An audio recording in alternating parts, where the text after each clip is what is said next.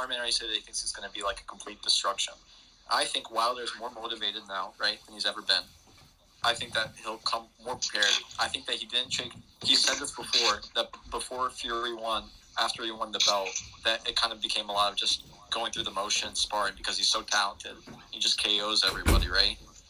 That this time he'll be more serious, even more than he was, because anyone's better than JD's. I didn't think Malik Scott was the best choice, but anyone's better than JD's and the fucking car salesman garage pads or whatever the hell was going on over there.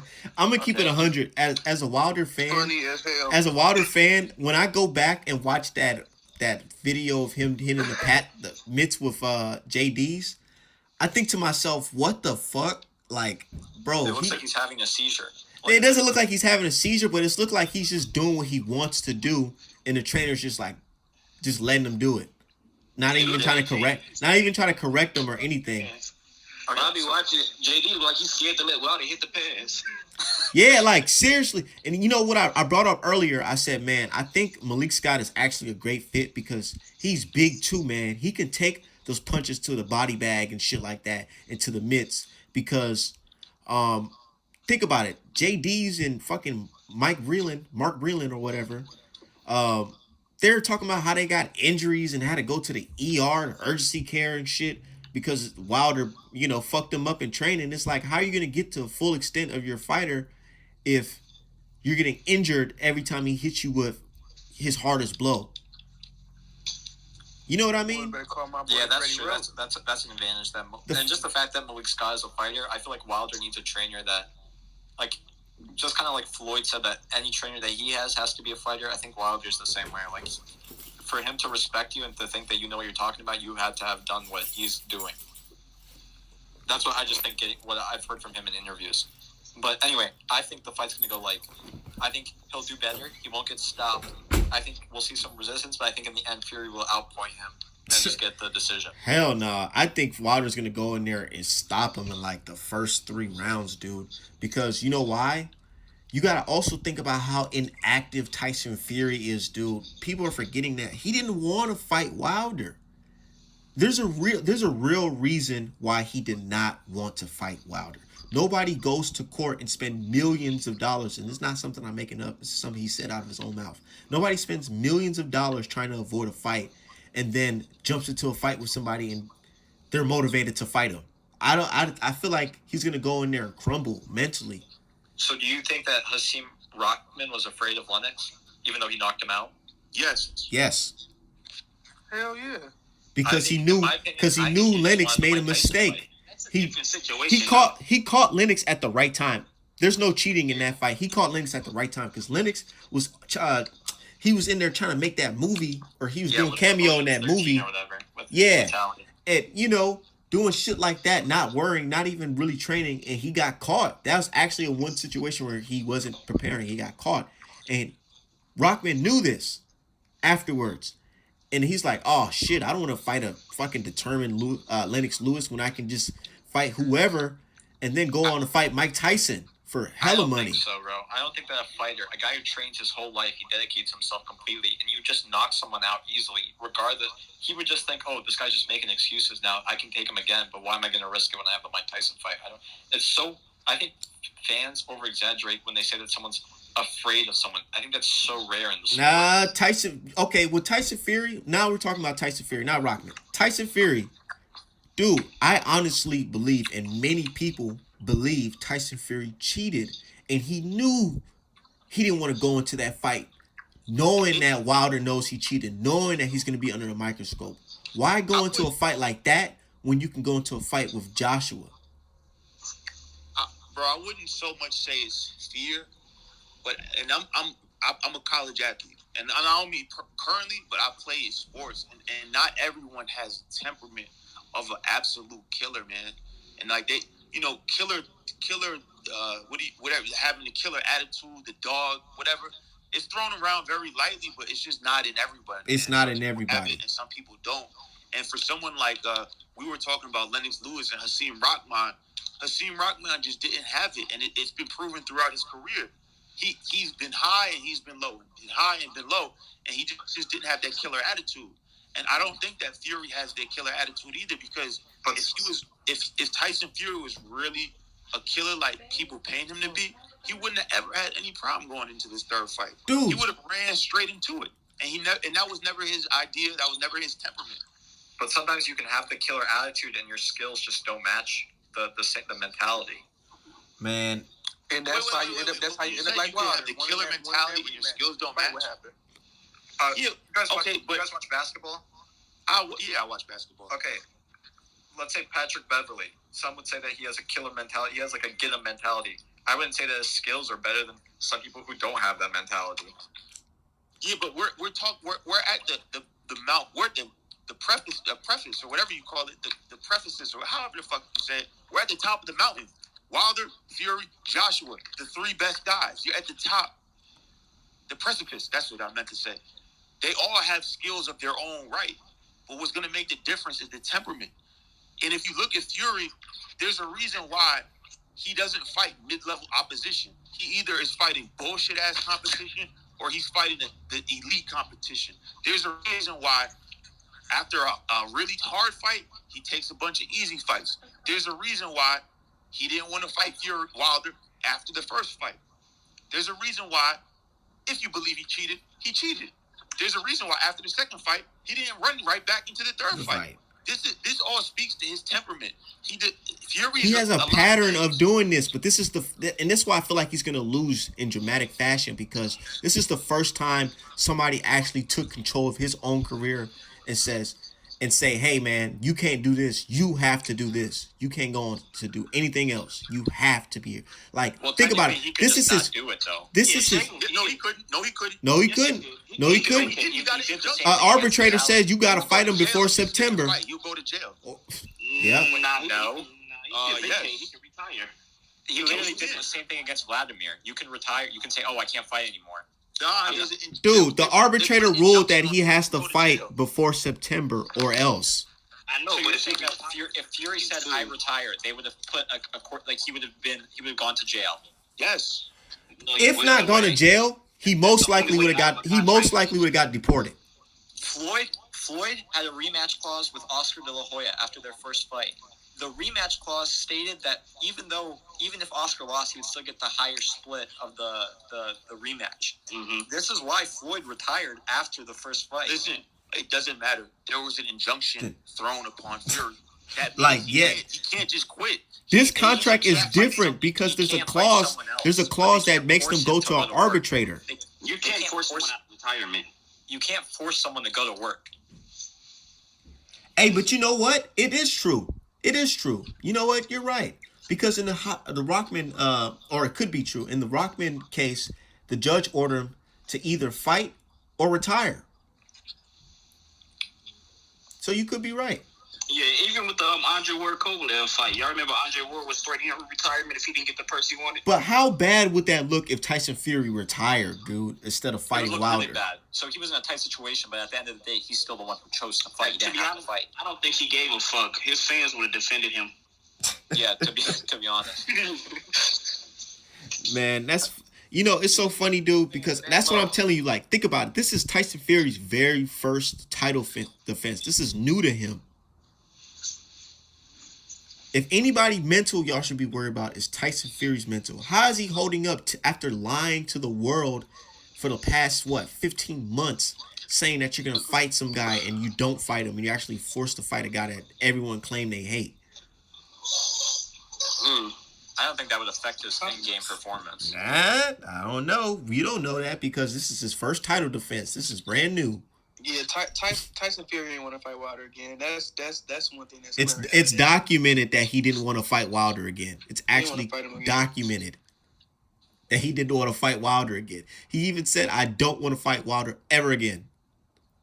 Yes, remember Arum said he's not fighting him again. Arum was like, yeah, for whatever reason, Tyson Fury said he doesn't want to fight Wilder again because he talked about Next thing you know it. Errol Spence doesn't want to fight Keith Thurman anymore. Floyd never wanted to fight Pacquiao again. They never had a contract. But they never had a contract where an arbitrator reads over the contract. And man, Dude, it's so funny, dude, because Tyson Fury, you guys gonna go in there thinking he's gonna look like the second fight. I'm telling you, dude, you gotta think about it. I was right when I said that Tyson Fury was not fighting Joshua. Now, what if I'm right when I say Tyson Fury is gonna go in there and look nothing like he did in the second fight and actually look like the way he looked against Wallen or worse? My nigga dad said, "Nigga, throw the belt away. Fuck that shit." It's the reason why somebody's dad will say, "Get rid of the belt and come back home to mama." And His mama mom and said, daddy. "Get on the plane, son. Fuck that." Dude, now they sounding like the way they were sounding after the first fight. I would like to give my prediction. Go ahead. I really don't. So I think that the first 2 rounds will be slow because both guys will be kind of like Fury going to see what Wilder got, and Wilder going to see what Fury got. It's going to be slow for rounds 1 and rounds 2, and then after that, Wilder's going to come on really hot, and he's going to be turning Fury. You trying to walk down to Fury him and walk him down. grab him, and Wilder's going to keep turning him and keep turning him and keep turning him and step. And that ref gonna break it up every time Fury try to do his little. And that's the thing, dude. He's not going to be able to grab. It's not him even just the gloves. It's the fact that, let's be real, in that second fight, Tyson Fury was doing a lot of dirty tactics. And I know you guys like to say every fighter does it, but Fury does it to an extreme, dude. He's not gonna be able to do that this time around, regardless if we say so or not. He's not gonna be able to do that. All right, man, I'm telling you, all that walk him down, grab him shit is not going to work in this fight. Wilder going to have some shit for that. I'm telling you. He's going to be turning him the whole night. Dude, you can see it in the training. Is, bro, yeah. As much as people talk about how great Fury is, they say Wilder can't fight going backwards. Fury can't really either. And the difference is, although Fury's bigger, Wilder hit harder. Way harder. Instead of what Wilder got accustomed to doing is looking for one shot.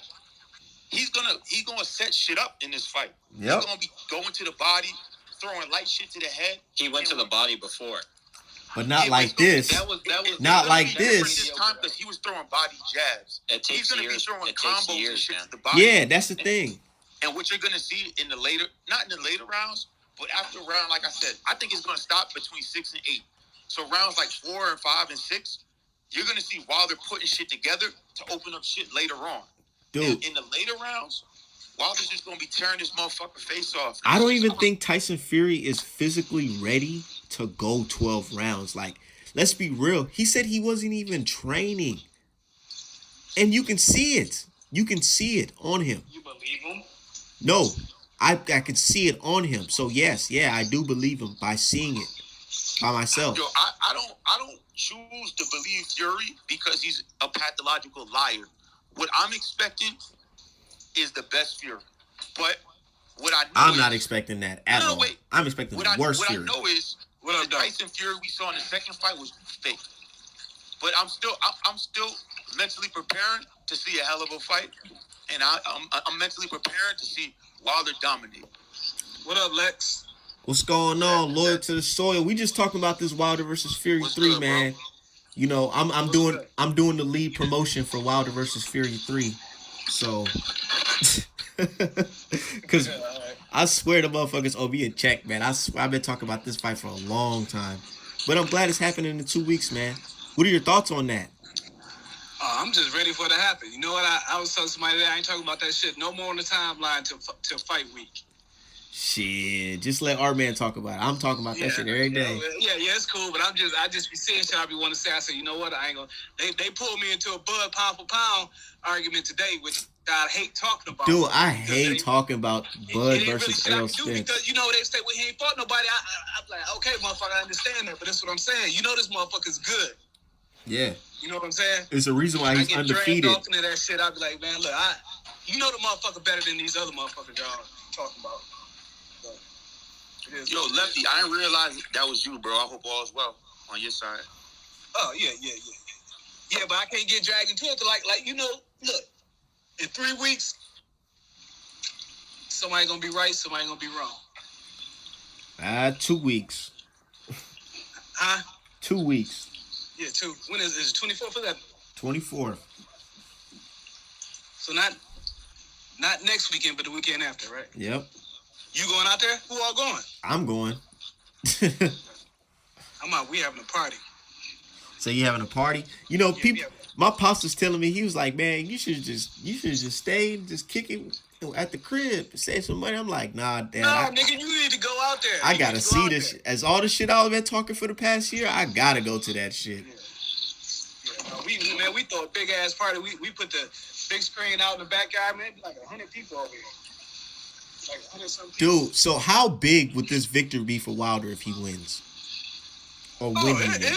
It's going to be huge, man. This is a motherfucking big ass. Nah, Lefty, you got to put it in proper perspective, bro. We about to witness one of the biggest you comebacks. tweeted the other day. These next couple weeks are big. Period. A lot of big fights for the landscape of boxing. Period. But for Wilder specifically, bro, we're looking at it'll be one of the greatest comebacks in the history of the sport. There will only be 5 to 7 fights that you'll be able to compare to the 24th. It'll be Ali versus Frazier 3, Joe Louis versus Max Schmeling 2, Sugar Ray Leonard versus Durant 2, Marquez versus Pacquiao 4. It's on that level, bro. And you got to think about it. When Wilder wins, they're going to have to push the story in his narrative. Yep. The fact that, it was a draw, but I believe I won the first fight. In the second fight, he cheated. And then you seen in the third fight, I dealt with him easy. Imagine. It's going to be, old media, they're going to be eating humble pie looking crazy as hell. Bro, what makes you think he going to deal with him easily? Because I know Tyson Fury cheated. Regardless if y'all want to say he did or not, I know Tyson Fury cheated, bro. And this is not just me speaking off of just me assuming.